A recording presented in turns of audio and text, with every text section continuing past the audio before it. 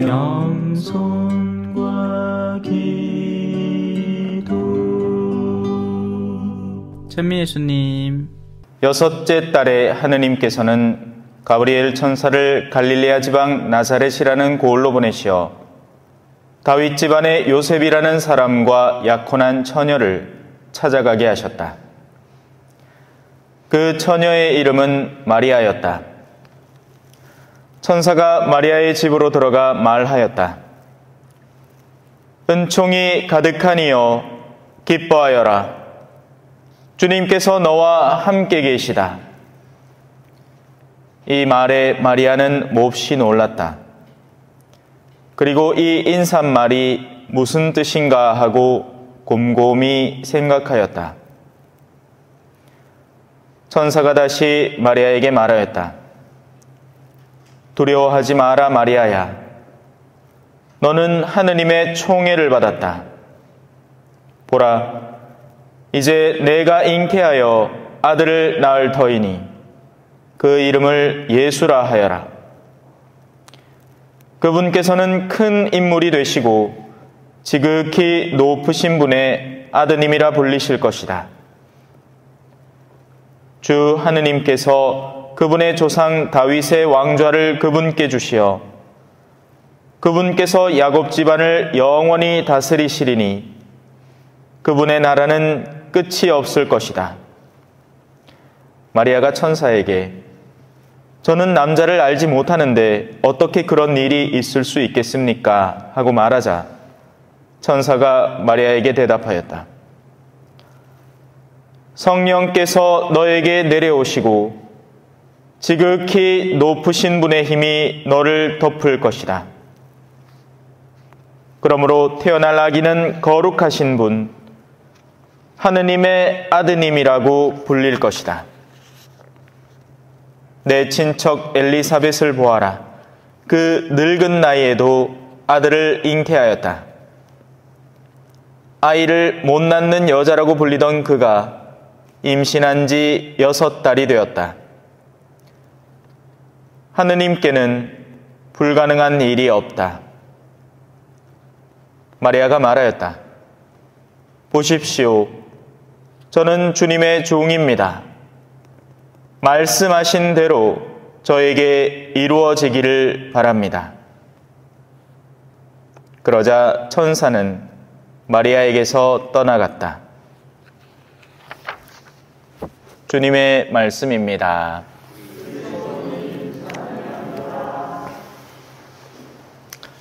찬미 예수님.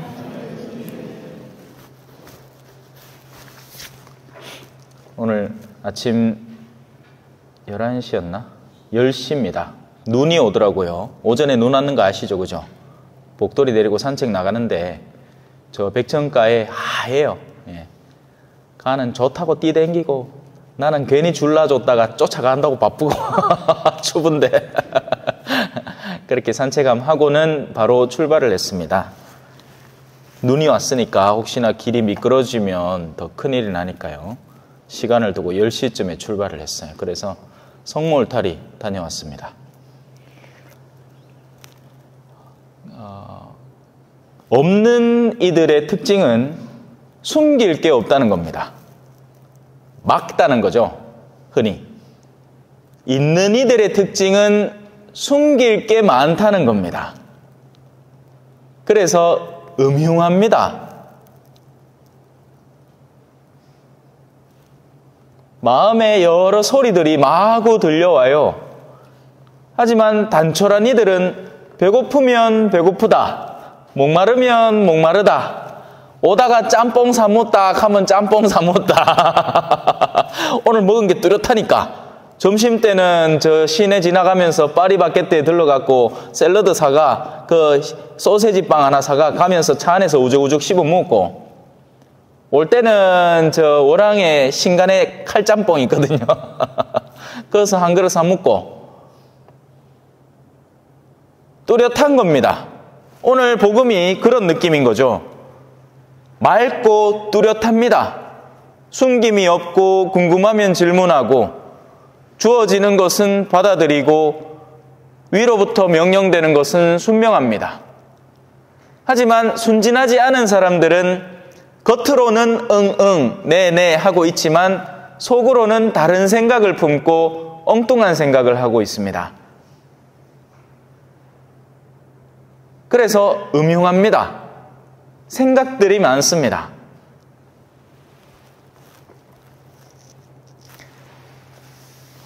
오늘 일독서는 주님께서 아하즈에게 표징을 청해보아라 라고 합니다.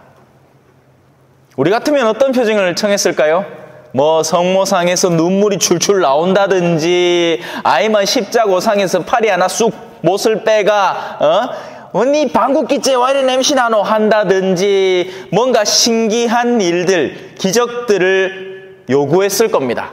그러면 내가 믿지요. 지금도 사실 싸우고 있고 다투고 있는 겁니다. 왜? 믿을 수가 없으니까. 믿는 이는 하느님이 실존하는 존재일 뿐입니다. 끝이에요. 그냥 애들한테 얘들아 하느님 계신데 네 끝입니다.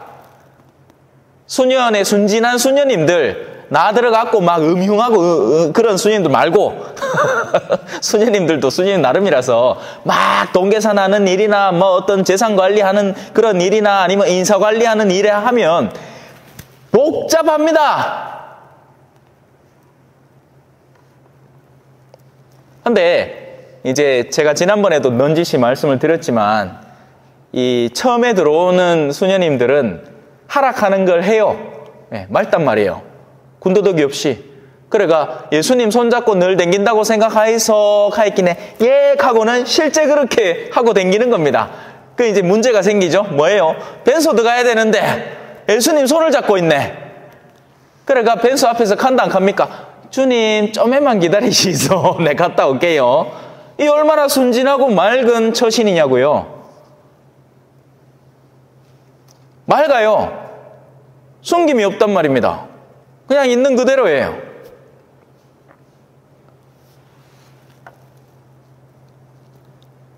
그래서 아하즈는 저는 청하지 않겠습니다. 이미 계신 분, 모든 세상의 주인이신 분에게 당신의 능력을 증명하라고 하는 것 자체가 당신을 시험하는 일이 됩니다. 그래서 그냥 받아들이겠습니다. 표징 따위 필요 없습니다. 근데 우리는 안 그렇죠. 우리는 믿는다 하면서 아직 못 믿고 있는 겁니다. 그 믿음이 언젠가 어떤 다른 수단으로 나에게 확고하게 내가 받아들일 수준으로 증명되어야만 하는 거죠. 그러니까 나의 의심의 선을 넘어설 정도의 무언가를 줘야 내가 믿겠다라고 계속 싸우고 있는 겁니다. 그러니 믿지 않은 이 무게감을 거기다 둘 수가 없는 거죠. 지금 이걸 어떻게 설명해야 될지 잘 모르겠는데, 돈을 믿는 사람이 있습니까? 믿을 필요가 없죠. 증명되잖아요. 오늘 짬뽕 사먹으면서도 신용카드 내 안에 그 체크카드 안에 그만한 비용이 들어있다는 걸 나는 아니까 내밀면 계산되고 끝납니다. 그들은 서비스를 제공했고 저는 그 서비스에 상하는 비용을 제공했죠. 끝이에요. 명확합니다. 우리는 이런 확고한 세상에 살아오고 있는 거예요. 그런데 사실은 보이지 않는 게 더 확고합니다. 안타깝게도 우리는 여기에 맹점을 가지고 있습니다. 그러다 보니 어떤 일이 벌어지느냐? 예를 들어 험담을 하는 것, 숨길 수 있을 거라고 생각하십니까?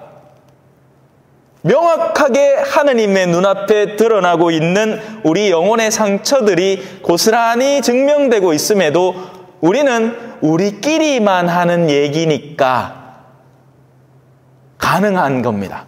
그게. 하느님을 명확하게 눈앞에 두고 있는 사람이라면 겁이 나서라도 못할 것이지만 그분은 지금 나에게 없는 거예요. 지금 내가 하는 것은 내가 좋아하는 것이고 싫어하면 안 합니다. 사람은 지가 싫어하는 건 안 해요. 싫어하면 안 합니다, 여러분. 직장을 왜 다니느냐? 직장 자체는 싫지만 직장에서 얻어지는 돈은 좋으니까 하는 거죠. 돈을 안 주는데 그 직장을 왜 다녀요? 싫은 걸. 안 그래요? 바보 아닌다며야. 좋으니까, 좋은 게 뭐가 있으니까 그 행동을 하는 겁니다. 우리는 죄를 왜 짓느냐? 죄를 짓는 것을 통해서 뭔가 나에게 얻어지는 좋음이 있단 말입니다. 아내는 남편이 술 먹는 걸 보면 화딱지가 나지만 남편은 술을 왜 먹겠어요? 좋으니까 먹지. 에? 안 그래? 안 그래요? 맞잖아. 싫은데 그걸 왜 먹느냐고요. 좋은 게 있단 말입니다. 그래서 우리는 우리가 받아들이고 인정하는 믿음의 범주 안에서 살아가는 뿐입니다. 그래서 그 믿음의 범주를 하느님의 영역까지, 영원까지 확장하는 사람은 보다 안정된 삶을 살고, 그렇지 않은 사람, 나의 믿음의 범주 안에만 살아가는 사람은 이 범주가 손상된다고 느껴질 때마다 내적인 폭발력이 일어나는 거죠. 불안정한 사람이 되는 겁니다. 화학물질도 그래요. 안정된 거는요, 뭐를 끼얹어도 가만히 있고 뭐 해도 가만히 있어요. 근데 요즘 리튬 전지가, 그죠? 차량이나 여러분 휴대폰 안에 들어있는 그 전지가 사실은 굉장히 불안정한 물질입니다. 그래서 공기나 물에 닿기만 해도 불이 부악 나는 거예요. 사람도 마찬가지란 말입니다. 애써 포장하고 치장해 뒀을 뿐, 껍데기로 감싸서 아무 일도 일어나지 않는 것처럼 보일 뿐, 영혼 자체가 불안정한 사람은 자신에게 다가오는 내가 느끼는 불편함을 견디지 못하는 사람이 되는 겁니다.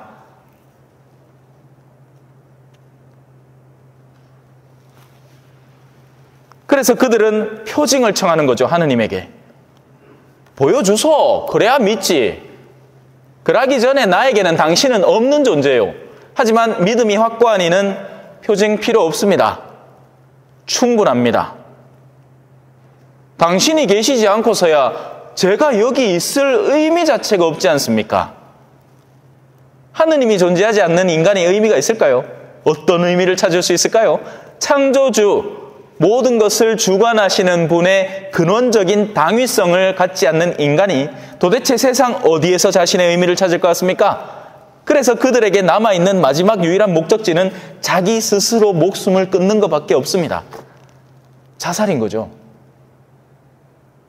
그게 무신론자들이 유일하게 자기 존재를 자기 스스로 적극적으로 증명하는 최종적인 방법이 되어버리는 거예요.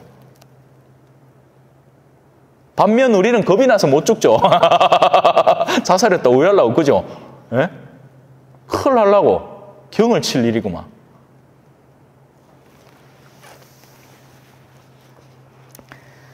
그래서 하느님이 직접 표징을 주겠다라고 하면서 선물해 주는 것이 이겁니다. 주님께서 몸소 여러분에게 표징을 주실 것입니다. 보십시오. 젊은 여인이 잉태하여 아들을 낳고 그 이름을 임마누엘, 하느님께서 우리와 함께 계신다고 할 것입니다. 그것이 하느님이 여러분과 함께하는 확고한 표지가 될 것입니다. 이 말은 뭐다? 어마어마한 표징들 다 제쳐놓고 누구나 쉽게 관찰할 수 있는 것 안에 하느님이 당신을 우리에게 선물해 주신다는 의미입니다. 자, 이러니 이제 상황이 어떻게 되죠?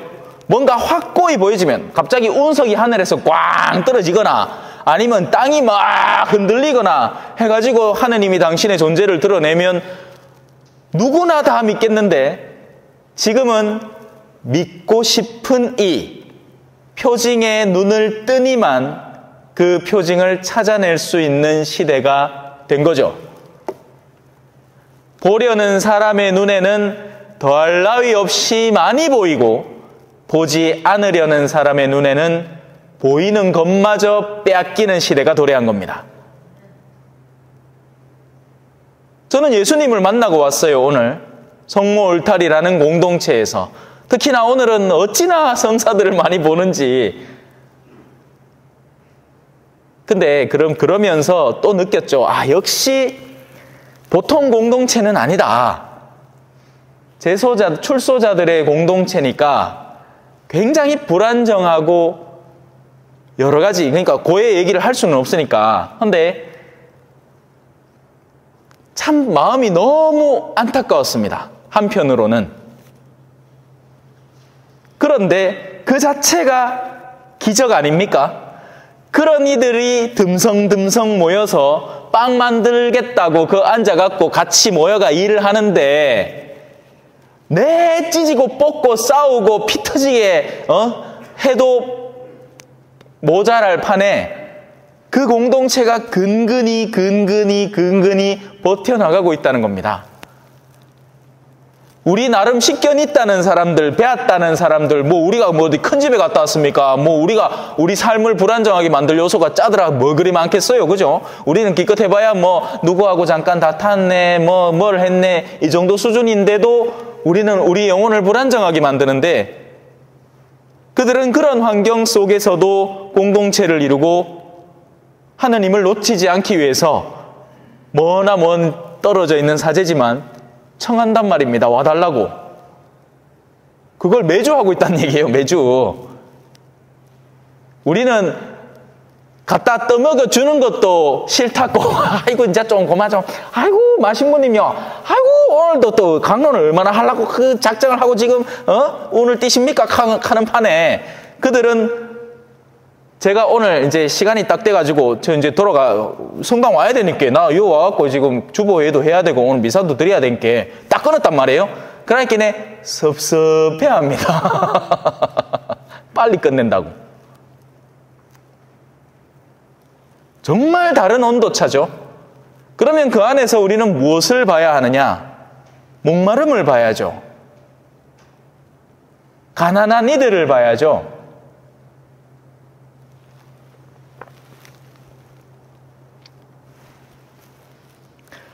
누가 주님의 산에 오를 수 있으랴?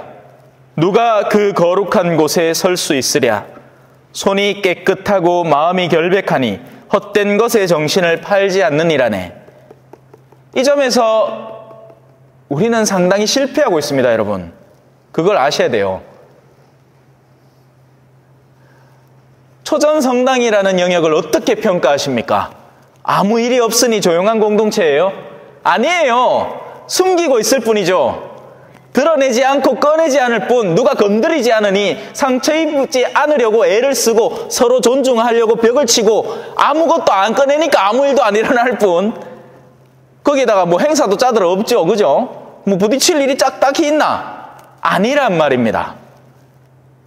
애써 피하고 있을 뿐인 거예요. 그 내면 속에 격동치는 것들을 애써 숨기고 있는 거죠.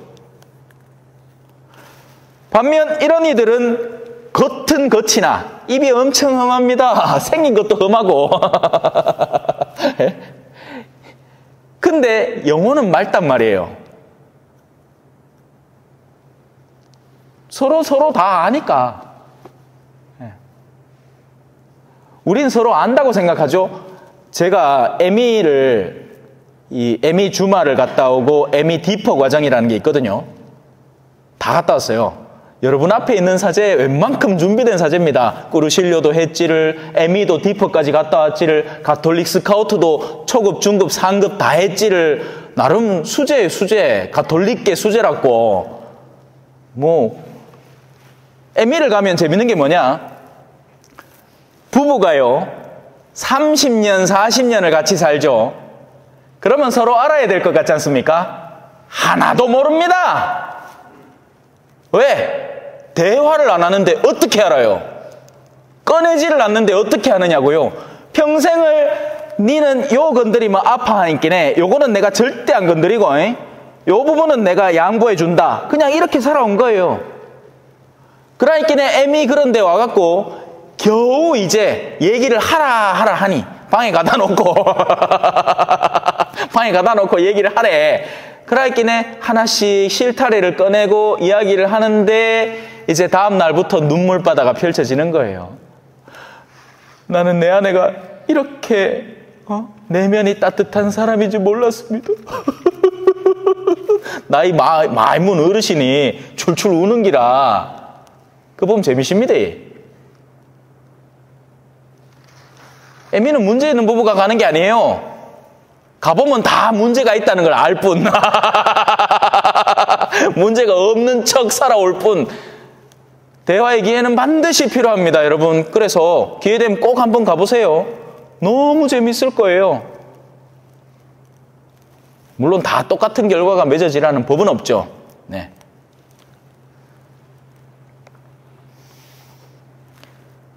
손이 깨끗하고 마음이 결백하니 헛된 것에 정신을 팔지 않느니 철부지 어린이와 같은 일을 지칭하는 거죠.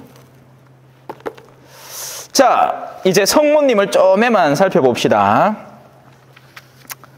성모님의 첫 번째 특징, 곰곰이 생각하다. 이 맞춤법이 굉장히 중요하거든요. 저는 옛날에 툭하면 곰곰히라고 쓰다가 곰 두 마리다 라고 국어 전공하시는 분이 저한테 가르쳐줘서 앞으로 이제 향으로는 틀리지 않습니다. 곰곰이. 성모님은 곰곰이 생각하시는 분이십니다. 우리는 생각을 잘 안 합니다. 생각을 안 하는 건 아닌데 정말 해야 하는 생각은 안 하고 엉뚱한 데에는 생각을 많이 하죠. 우리의 생각의 능력을 어디에 집중해서 쓸 것인가를 우리가 결정하거든요.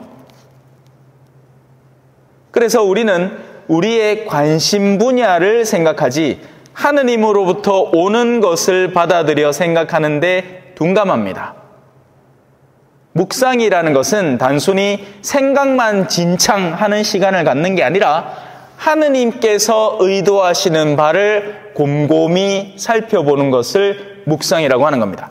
그래서 성모님은 묵상에 으뜸이신 분이신 거죠. 당신의 시야에, 당신의 리듬에 나의 시야와 리듬을 맞춰보려는 노력이 묵상인 겁니다. 그냥 생각만 하라 하면 사람들은 생각을 해요.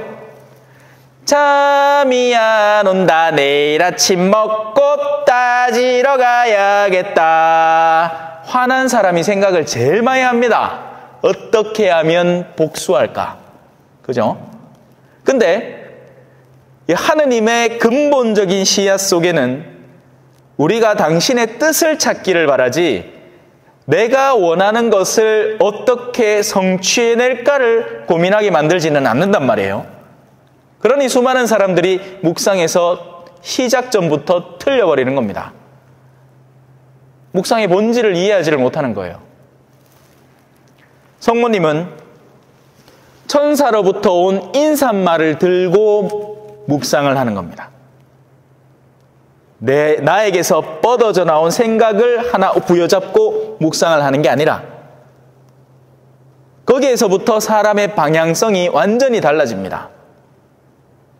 나에게서 뻗어져 나온 것을 들고 묵상을 해본들 나는 썩은 뿌리를 부여잡고 나를 구원하려고 애쓰는 어리석은 사람밖에 안 되는 거예요. 우리를 진짜 살리려면 저 위로부터 오는 맑은 동아줄을 굳게 잡아야 하는 겁니다. 그래요.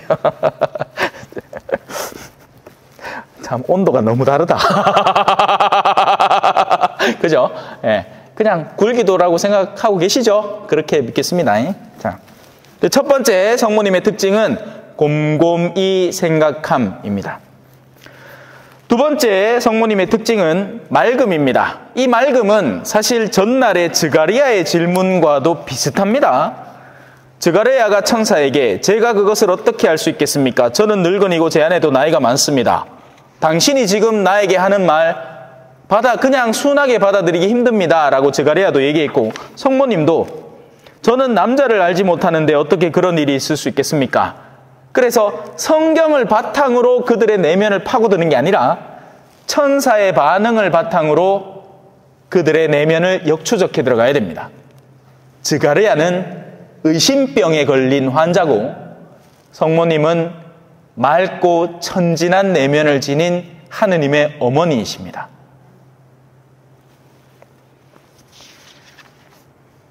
자, 세 번째 특징, 수용인 거죠.